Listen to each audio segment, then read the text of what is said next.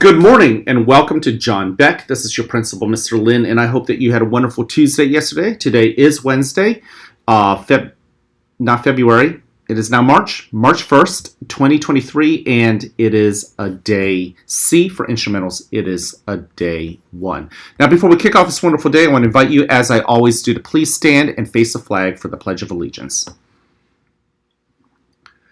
I pledge allegiance to the flag of the United States of America, and to the republic for which it stands, one nation, under God, indivisible, with liberty and justice for all.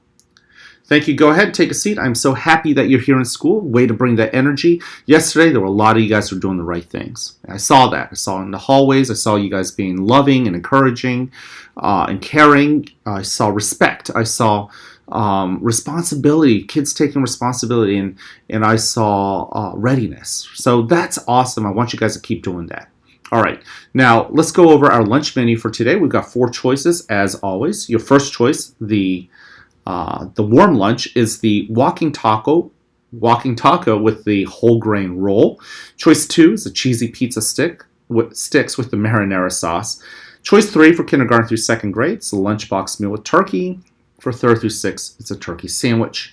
Last but not least, choice 4 is a sun butter sandwich. Of course, if you are a packer, you are good to go. Now, we have 3 expectations here at the school. We already know them. I just went over them just a few seconds ago, and that's being respectful, responsible, and ready.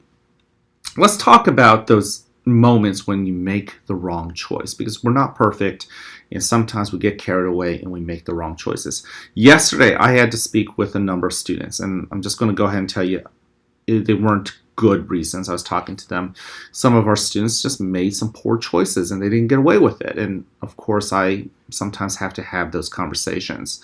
What I was really pleased with, and I want you all to hear this, because almost every single one that I spoke with, they were very honest.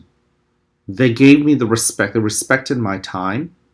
They didn't make me try to ferret out what lies they might want to throw. And guys, when you're in trouble, it is easy to want to lie. Look, I know that. You've probably been in that situation. But I want to give credit to some of the kids who did end up in my office, and not for good reasons, because most of them told the truth right off the bat. That was respectful to me.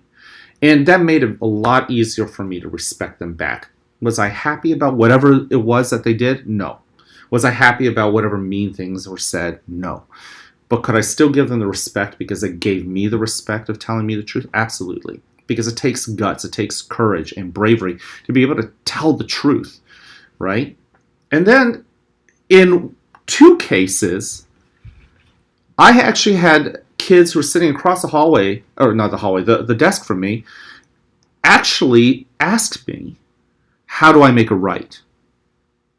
Because it's one thing to say sorry to somebody. It's another thing to actually do something to make it right, to fix the problem. I was really proud. I was actually quite shocked that kids would think that not only should you admit it when you've done something wrong, but maybe you should ask and maybe work with your principal or your teacher to kind of find a way to do something to make it right. To, maybe not just say that you're sorry, but actually do something that shows that you're willing to change. You're willing to stop doing whatever it was that you were doing that got you in trouble.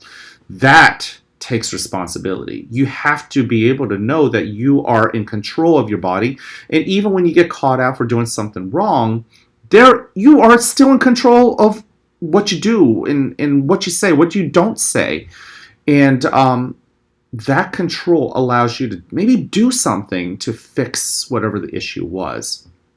That was awesome. And last but not least, some of our kids who, when they ended up in my office and it wasn't for a good reason, they knew they had failed, right? It wasn't that they failed necessarily a reading test or math test, but what they failed was they failed our expectation to be respectful, responsible, or ready to show love, care, and encouragement. And I think every single one of them understood that failure. And it could be very easy to just be upset, maybe blame whoever it was that called them out or told on them, or get angry at even their principal for having to pull them out of class to sit with them and have a conversation. But we arrived at a place where every single one of them showed that they were ready, in the sense that they were ready to brush their failures off, and they were ready to leave my office and try to do better next time. Just like if you fail a math test, are you able to dust yourself off and try better next time? Guys, I don't expect perfection. I don't expect it from the teachers. I don't expect it from my friends. I don't expect it from you guys as students. But I do expect you to try to do better, to work at it, and eventually get to that success. Okay? So today, I just wanted to spotlight, even when you've done something wrong that was disrespectful, irresponsible, not ready, that you can respond by showing respect, responsibility, and readiness. Okay, and do it with love, care, and encouragement. All right, let's move on to our announcements. Number one, I just hope that you guys are continuing to support the Kids Heart Challenge with Miss Oliveri and the PE department, and us trying to build a strong heart within each one of us, not just physically so that we can do physical things even better, but also having a good heart as far as looking out for each other, supporting a good cause like the American Heart Association. When I talked to Miss Oliveri yesterday, she was just really proud of you guys. So many of you guys are raising a lot of good money, and that's awesome. I want you guys to continue that. Also, next week, as I shared, we are going to be unveiling the One School, One Book title. Some of you guys have tried to get the title from me. I'm not telling you. You're going to have to use the scavenger hunt to find the clues to figure out what that book is. And finally, as you have seen, the bracket is up right there in the main lobby. We are pitting those Dr. Seuss books against each other. We already did we already found out on the left side we have Green Eggs and Ham. And the question yesterday was between Gertrude McFuzz and Sneetches, which one of those two books was going to be the ultimate winner on that side of the bracket. And I am here to share with you that Sneetches came out as the winner. So now we have one last vote, and that's going to pit Green Eggs and Ham versus Sneetches. And the question, these two very popular books, they're going to battle it out in your mind and your hearts. Today, you're going to vote on it on Seesaw or Google Classroom, whichever's put out to you. And you're going to put in a vote for either Sneetches or Green Eggs and Ham. We'll see which one of the Dr. Seuss books is the ultimate winner of our Battle of the Books competition. All right? So, also, just want to remind you, tomorrow is Thursday. So start thinking about which shirt with words. We're going to celebrate reading, so we got to get some words on our shirts that you can wear tomorrow, because it is Dr. Seuss's birthday, March 2nd. And also, make sure you have a book to read tomorrow for our Drop Everything and Read time. All right? So listen, if nobody else has told you this, I want you to hear from me. I love you.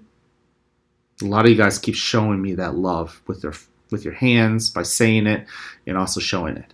Care and encourage you. I love, care, and encourage all of you guys. I want you guys to go share that, not just with me, with your friends, with your teachers. You guys know the bit. I'm just here to remind you every single day to show it. All right? Can't wait to see you guys around. Have an amazing day.